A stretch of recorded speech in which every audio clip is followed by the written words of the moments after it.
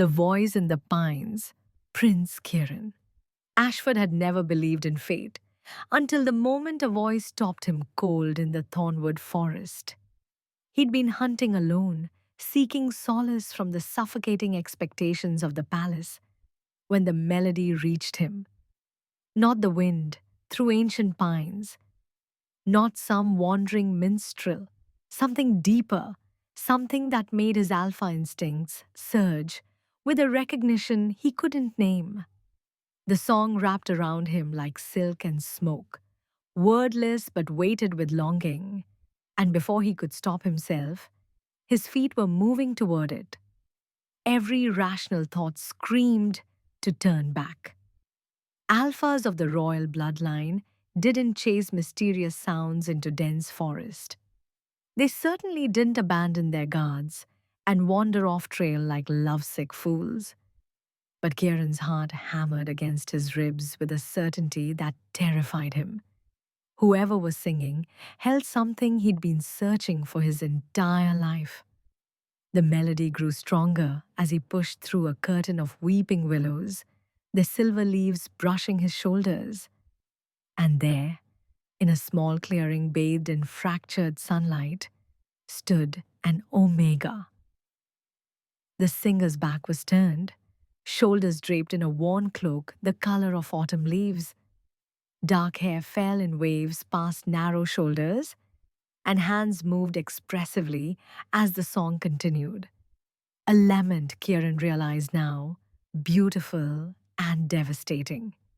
He couldn't see the Omega's face, but something primal in him responded to the curve of that neck, the vulnerability in the way those fingers trembled slightly on the high notes.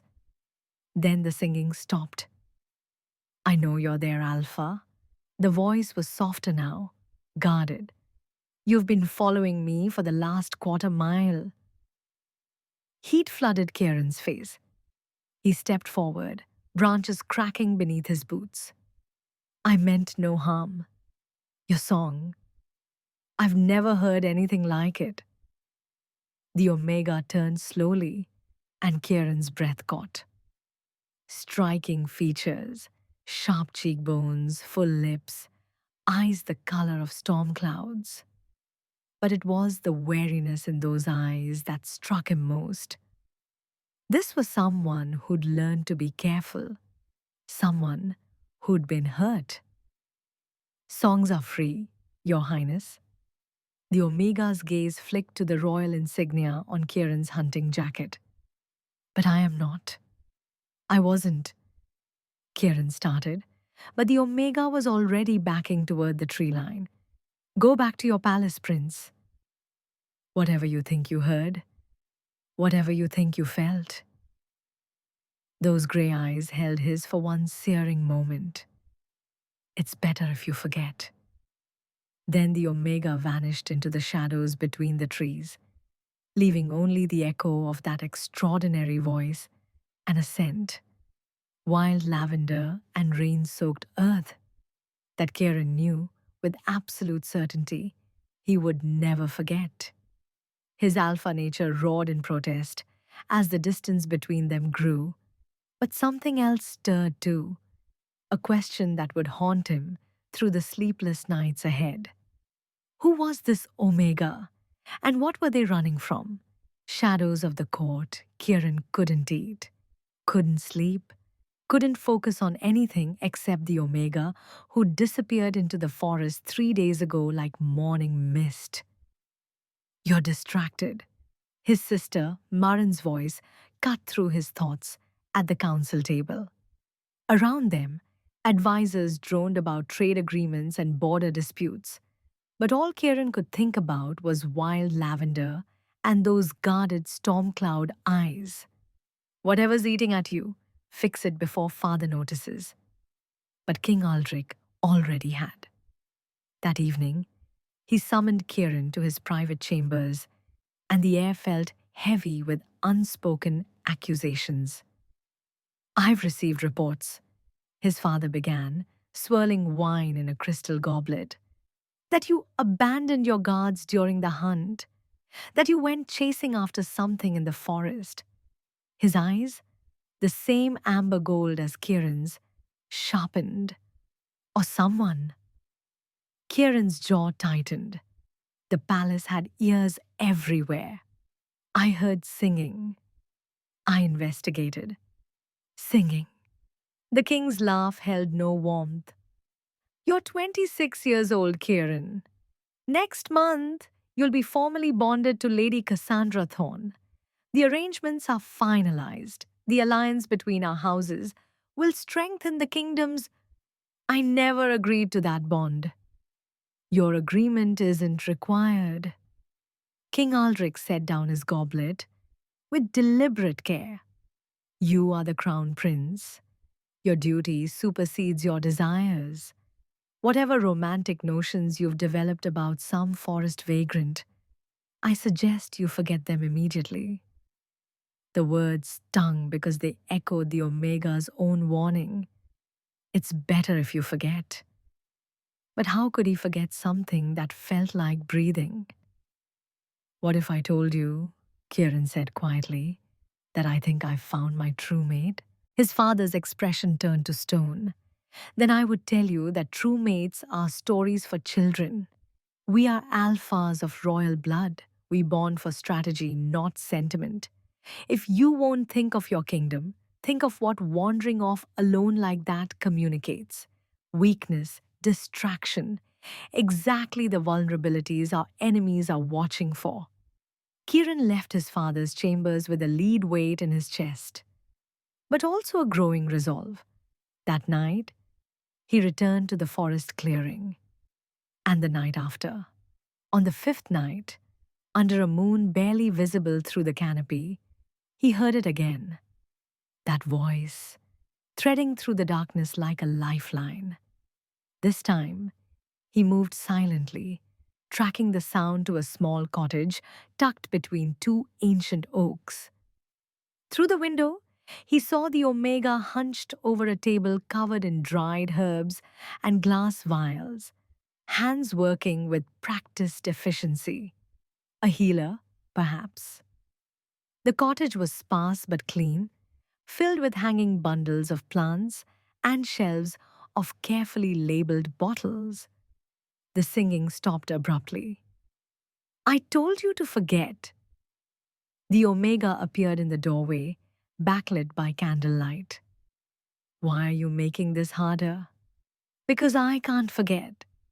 Kieran stepped into the small pool of light, spilling from the cottage. And I don't think you can either. For a moment, the Omega's careful mask slipped, revealing raw longing underneath. But then those walls slammed back up. Your promise to another. I know who you are, Prince Kieran. The entire kingdom knows you're bonding with Lady Cassandra next month. A political arrangement I never wanted. That doesn't change what you are. The Omega's voice cracked slightly. An Alpha Prince, and I'm... A pause, heavy with secrets. I'm nobody. Someone the palace wouldn't just reject, they'd destroy. Let me decide that. Tell me your name. At least give me that. The Omega looked at him for a long moment, something like resignation settling over those striking features. Rowan. My name is Rowan Vale. And in the speaking of that name, something shifted between them, an acknowledgement of connection, fragile as spun glass and twice as dangerous. But in the shadows at the forest's edge, unseen eyes watched the prince and the Omega. And in the palace, wheels were already turning that would test everything Kieran thought he knew about duty, desire, and the bonds that truly matter. When secrets collide with destiny, which will survive? Continue reading to discover the truth Rowan is hiding. And the choice that will change everything. The healer's secret. Rowan knew inviting the prince inside was a mistake. But the night air had turned cold, and Kieran looked at him with such raw honesty that the word yes slipped out before caution could stop it. Inside the cottage, Kieran's presence seemed to fill every corner. He was too large, too alpha, too everything for the small space that had been Rowan's sanctuary for 2 years. He watched as the prince's gaze traveled over the herbs, the medical texts, the pestle and mortar still dusty with ground willow bark. You're a healer. It wasn't a question. I help where I can. Rowan busied himself preparing tea, needing something to do with his shaking hands. The village nearby, they don't ask questions. I don't offer answers. It works. Why hide? Kieran moved closer, and Rowan's Omega instincts sparked treacherously to life. Healers are valued, respected. You could work anywhere, including the palace. Rowan laughed, bitter as burnt herbs. No, I couldn't. He could feel Kieran's confusion, the questions building. But how could he explain? How could he tell this prince, this good, earnest man who clearly believed the world operated on fairness and merit, what it meant to be an Omega born to the wrong family, to be rejected by your own blood because you weren't the alpha heir they demanded? Rowan, Kieran's voice had dropped to something gentler. What aren't you telling me? The tea kettle whistled, shrill and insistent. Rowan poured with hands. He willed steady, then finally turned to face the man who'd upended his carefully constructed solitude. You want honesty? Fine. I'm Omega, Your Highness. Not just any Omega. I'm unclaimed, unbonded, and living alone in the forest. Do you know what that means? It means you're independent. It means I'm vulnerable. Rowan set down the cups harder than necessary. It means that every alpha who catches my scent thinks they have a right to me.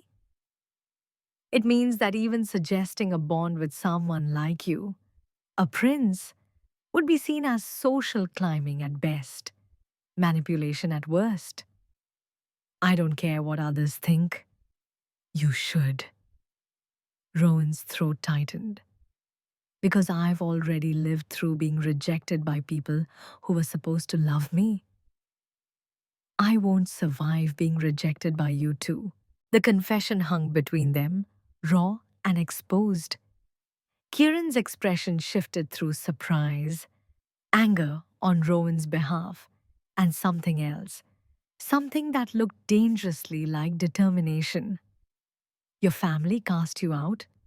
My father wanted an alpha heir. I disappointed him by presenting as Omega at 16. The old wound still ached. He gave me a choice: submit to an arranged bond with a business associate twice my age, or leave. I chose freedom. Kieran moved then, crossing the small space until he stood close enough that Rowan could feel his warmth. Then your father is a fool. And anyone who made you feel less than extraordinary is blind. Pretty words from a prince who'll bond with Lady Cassandra in 3 weeks. I won't. The conviction in Kieran's voice made Rowan's pulse quicken. I'll break the arrangement. I'll find a way. A sharp knock at the door froze them both. Rowan? An urgent voice called through the wood. It's Eleanor from the village. Please, my daughter. She's burning with fever and the doctor's gone to the capital. I didn't know where else. Rowan moved instantly, healer instincts overriding everything else. He grabbed his medical bag and yanked open the door to find a terrified woman clutching a limp child of maybe 6 years old. Behind them, 3 more villagers crowded close, fear etched in their faces. Bring her in. Quickly, Rowan cleared the table with one sweep of his arm, then took the child with careful hands. Her skin was fire hot, her breathing shallow. Scarlet fever, if he had to guess. Dangerous, but treatable if caught early enough. He worked fast: cool compresses, willow bark infusion, a tincture of echinacea and elderberry. Kieran stood back, but didn't leave, and Rowan felt obscurely grateful for his steady presence as he fought to bring the child's temperature down. 2 hours later, the girl's breathing had eased and her fever had broken. Her mother wept with relief. "How did you know what to do?" one of the villagers asked, awe in his voice. Before Rowan could answer, another voice cut through the night. Cold, aristocratic, and utterly unwelcome. "Yes, Rowan. Where did you learn such advanced healing techniques?" Rowan's blood turned to ice. Standing in his doorway, flanked by two palace guards, was Lord Marcus Vale, his father, and, from the calculating look in those familiar grey eyes, Rowan knew his carefully hidden life was about to shatter. When the past refuses to stay buried, can love survive the truth? The collision of two worlds is about to begin, and nothing will ever be the same. Blood and betrayal. Kieran watched the color drain from Rowan's face and instantly moved to stand between the Omega and the newcomer. Every alpha instinct screamed danger. "Lord Vale." Rowan's voice had gone flat, emotionless. "You're not welcome here." The older man, Lord Marcus Vale, Kieran now realized with dawning recognition, stepped inside uninvited. He was tall, silver-haired, with the same sharp features as Rowan, but none of the warmth. A powerful alpha from one of the kingdom's wealthiest merchant families, and apparently Rowan's father. "Not welcome in my own son's home?" Marcus's smile was a blade. "How ungrateful, especially after I've spent 2 years searching for you." "I'm not your son anymore. You made that clear. A misunderstanding we can rectify." Marcus's gaze flicked to Kieran, and something calculating entered his expression. "Your Highness, what an unexpected pleasure. I wasn't aware you frequented this part of the forest." Kieran felt the trap closing but couldn't see its shape yet. "I go where I choose, Lord Vale." "Of course. Though I wonder what His Majesty would think about the Crown Prince spending time in a cottage with an unbonded Omega, alone, at night." The words dripped with implication. "The scandal could be quite damaging, especially so close to your bonding ceremony with Lady Cassandra." "Careful," Kieran growled, his alpha dominance rising.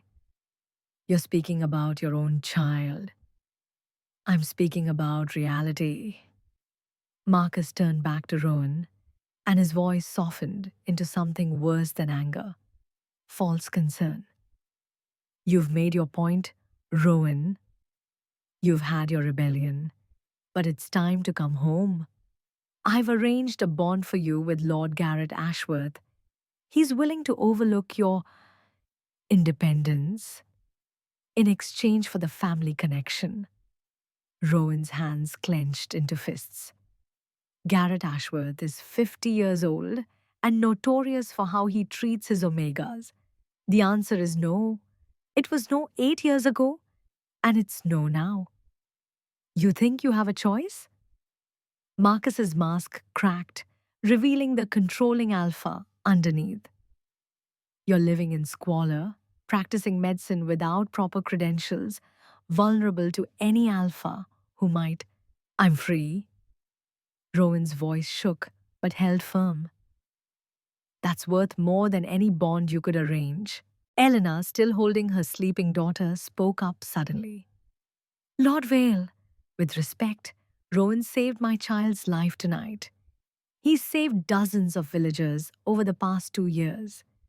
Whatever family dispute you have, this person has earned our protection." Murmurs of agreement rose from the other villagers. Kieran felt a surge of respect for these common people who'd stand up to a powerful lord for the Omega who'd helped them. But Marcus simply smiled. How noble! Unfortunately, nobility doesn't change the law. Rowan is an unbonded Omega from a registered family. As his father and head of household, I have legal authority to determine his living situation until he forms an official bond. He produced a rolled parchment from his coat. I have a writ from the magistrate. Rowan will return with me tonight. No? The word burst from Kieran before he could think. He won't. Silence fell, thick and dangerous. Your Highness? Marcus's eyebrows rose. Surely you're not interfering in a family matter? That would be quite improper, especially given that you have no legal claim to this Omega. The words hit like a physical blow because they were true. Kieran had no claim, no right, just a connection that felt more real than anything else in his carefully arranged life. What if he did have a claim? Everyone turned to stare at Rowan, who'd gone pale but determined. What if I told you, father, that Prince Kieran and I are courting with intention to bond? The lie hung in the air, audacious and desperate.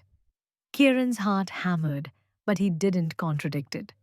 Instead, he stepped closer to Rowan, lending the weight of his presence to the deception. Marcus's eyes narrowed. You're bluffing. The prince is bonding with Lady Cassandra in 3 weeks. The entire kingdom knows. Plans change, Kieran interrupted, making a choice that would alter everything. Rowan speaks truth. I've been courting him privately. Our connection is genuine, and I intend to break my arrangement with Lady Cassandra.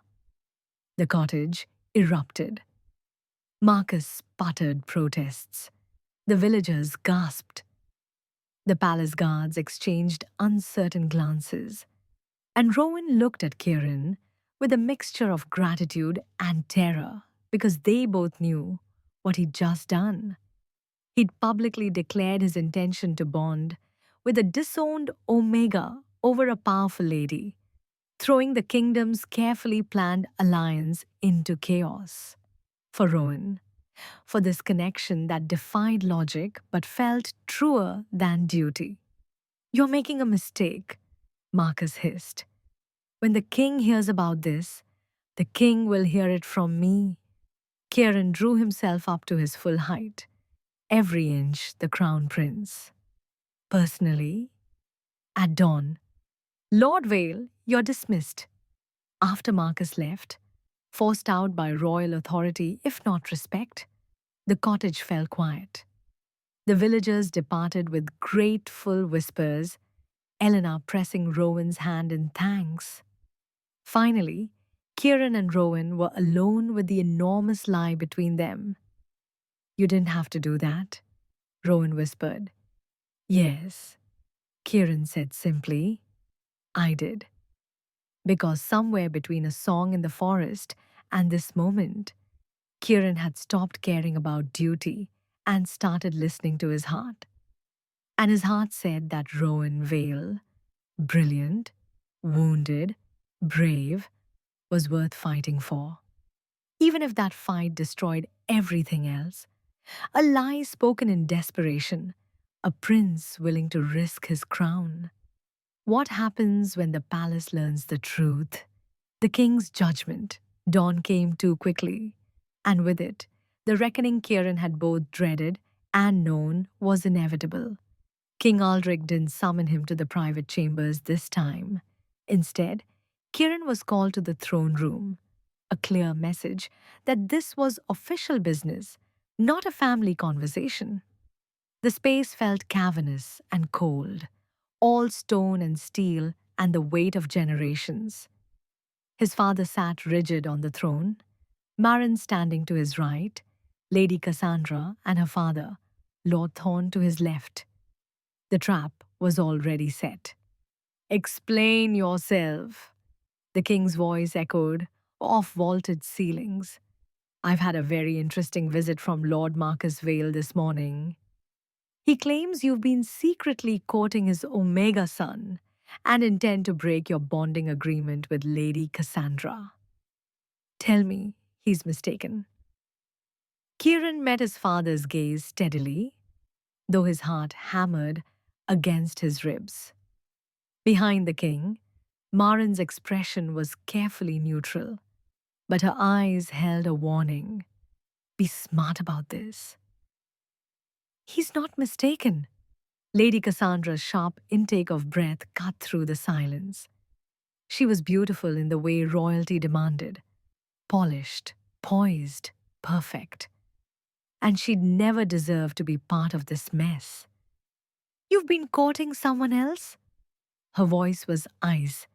While we've been planning our bonding, while I've been preparing to become crown princess. I apologize, Lady Cassandra. You deserve better than a bond built on obligation rather than. Rather than what? She interrupted. Love? Don't be naive, Your Highness.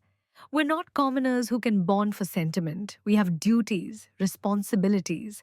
Our bond was meant to unite two powerful houses, strengthen trade routes, secure the kingdom's northern borders. Her eyes blazed. Or does your father's kingdom mean so little to you? The accusation landed hard because it contained truth. Kieran did care about the kingdom. He'd been raised to put it first, always. But somewhere between duty and desire, he'd realized that a life without Rowan wasn't a life worth ruling. My lord. Lord Thorne stepped forward, his face mottled with anger. This is an insult to House Thorne. We've already made arrangements, allocated resources, announced the bonding to our allies. If the prince simply changes his mind because he's developed an infatuation with some Forest Omega, Rowan isn't some Forest Omega, Kieran cut in sharply. He's a skilled healer who's been serving villagers for 2 years without compensation. He's intelligent, compassionate, and stronger than anyone I've met in this palace. He's an unbonded Omega living alone in the woods, King Aldrich said coldly. Do you know what that suggests to most alphas? Desperation, manipulation, the perfect target for someone looking to social climb by ensnaring a prince. Rage flooded Kieran's chest. You don't know him. I know his father. Marcus Vale is a ruthless businessman who would absolutely use his Omega son as leverage if it benefited him. How do you know this isn't exactly what Rowan wants? To trap you into a bond that elevates his status. Because he told me to forget him. The words burst out, raw with frustration.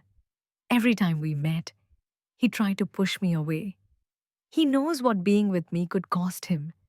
He's not manipulating anyone. He's protecting himself from being hurt.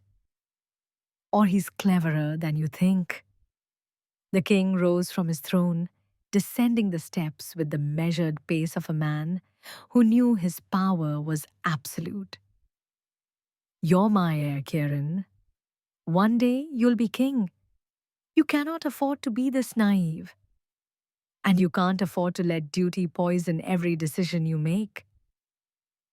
The throne room went deadly silent. Marin closed her eyes.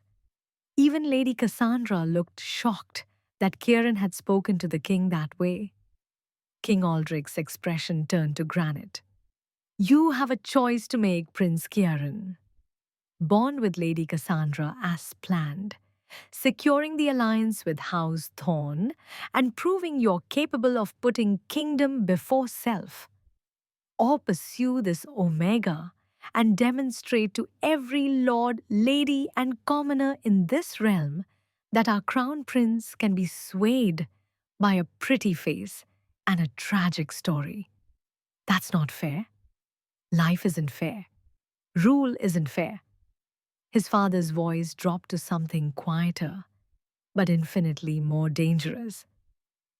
If you choose this Omega, you're choosing chaos. Marcus Vale will use you. Other lords will question your judgment. The Thorns will become enemies instead of allies.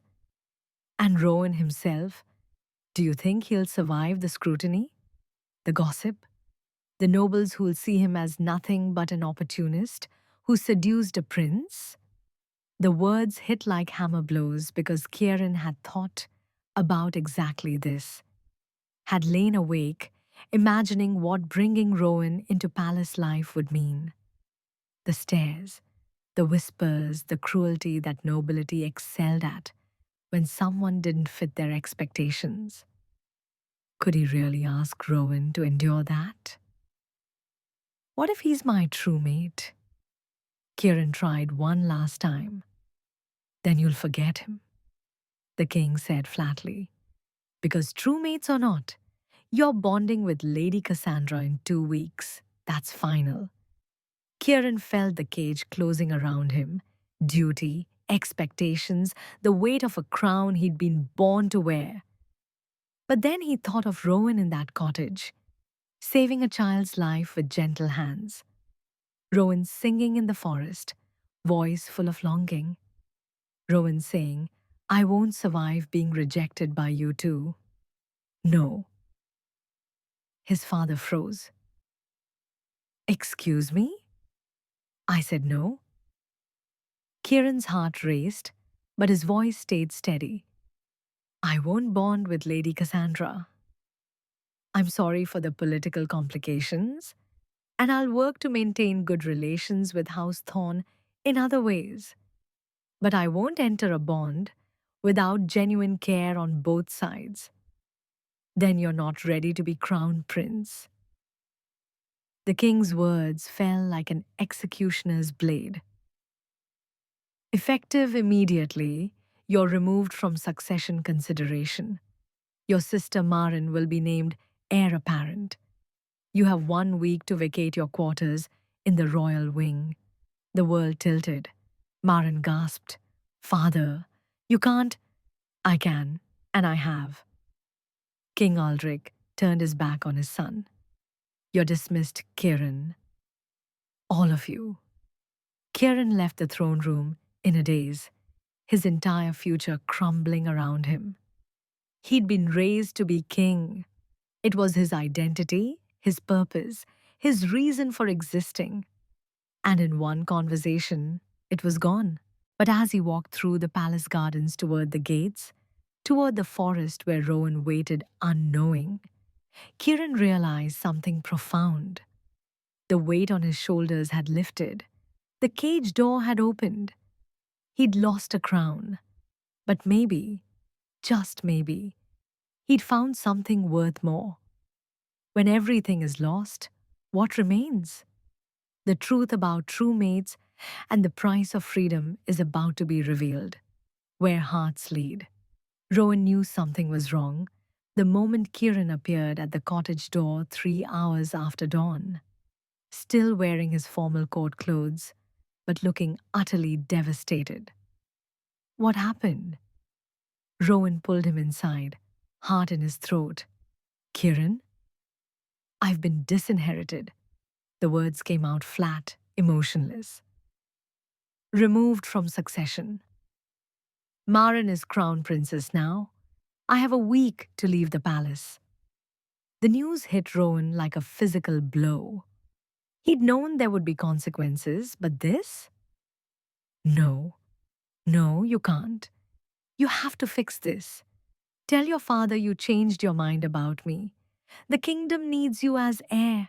You were born for. I don't want to fix it. Rowan stopped mid-sentence, staring at the prince, former prince, who'd given up everything. Kieran, you can't mean that. Being crown prince is who you are. No. Kieran finally met his eyes, and what Rowan saw there stole his breath. Not devastation, not regret. Something that looked almost like relief. Being crown prince is what I was raised to be.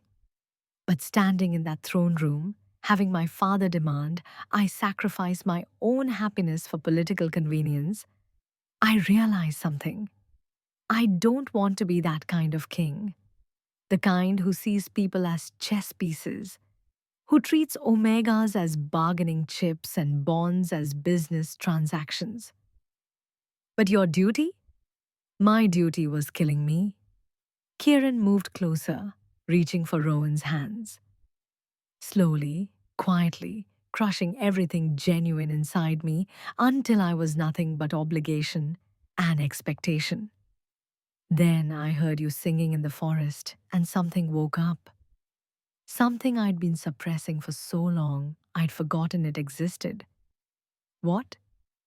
Hope. For something real. For a life where I make choices instead of following scripts. His thumbs traced circles on Rowan's palms. I know I made this decision without asking you. I know it's presumptuous to assume you'd want to build something with me when I just lost everything that made me valuable. But Rowan, I'd rather have nothing with you than everything without you. Tears burned behind Rowan's eyes. You're not thinking clearly. You're in shock. In a few days, you'll regret. I won't. Kieran's conviction was absolute. I've never been more certain of anything. Yes, I'm terrified. Yes, I have no idea what comes next. But standing here with you feels more right than 26 years of preparing to be king ever did. What will you do? Where will you go? I don't know yet. A smile ghosted across Kieran's face, tentative but genuine. Maybe I'll become a hunter. Maybe I'll help you with your healing work. I'm terrible at it, but I could learn. Maybe we'll leave this kingdom entirely and start fresh somewhere. No one knows our names. The future Kieran painted was terrifying in its uncertainty, but it was also beautiful in its possibility. A life built on choice instead of duty, on connection instead of obligation. Your family will hate me, Rowan whispered. They'll think I manipulated you, seduced you away from your responsibilities. Let them think what they want. Marin will make an excellent queen. Better than me, probably. She actually enjoys politics and strategy. Kieran cupped Rowan's face gently. And my father, maybe someday he'll understand. Or maybe he won't. But I can't live my life trying to earn approval from someone who sees me as a tool rather than a son. Rowan understood that pain intimately. He'd lived it with his own father, and looking into Kieran's eyes, he recognized the same hard-won freedom he'd fought for 8 years ago when he'd walked away from his family's demands. I'm scared, Rowan admitted. So am I. I've been alone for so long. I don't know if I remember how to let someone in. We'll figure it out together. Kieran's smile widened. I don't need you to be perfect, Rowan. I just need you to be willing to try. Outside the cottage, morning bird song filled the forest. Somewhere in the capital, Marin was probably already being briefed on a new role as heir. Lord Thorne was likely demanding compensation for the broken bonding agreement, and Rowan's father was undoubtedly plotting new schemes to leverage his son's connection to former royalty. But here, in this small cottage that had been Rowan's sanctuary, two men stood at the beginning of something unprecedented. An alpha who'd chosen love over a crown, an omega who'd learned to trust again, neither knowing exactly what came next, but both willing to face it together. So what happens now? Rowan asked.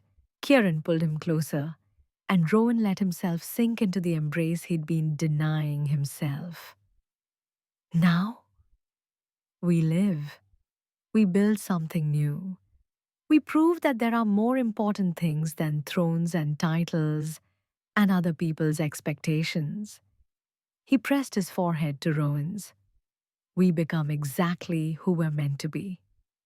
And in that moment, surrounded by herbs and healing and the promise of tomorrow, Rowan finally believed it was possible.